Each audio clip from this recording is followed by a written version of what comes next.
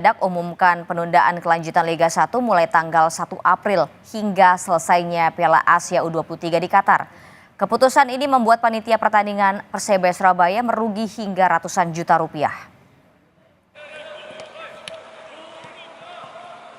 Pengumuman penundaan lanjutan kompetisi Liga 1 pekan ke-31 dilakukan PT LIB pada Sabtu malam.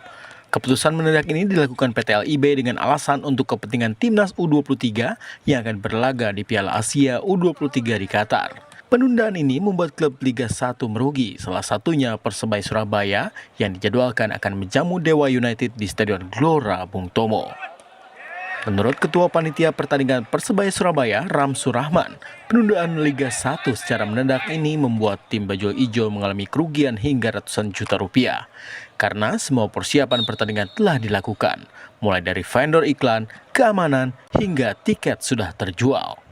Jadi intinya saat ini posisi kami sedang menghitung potensi kerugian, tapi yang pasti ya ratusan juta karena beberapa hal sebetulnya sudah hari ini kemarin Meskom sudah datang. Jadi persiapan kita di pertandingan ini sudah sejak Amin 5 sudah jalan dan ini sebetulnya sudah mendekati.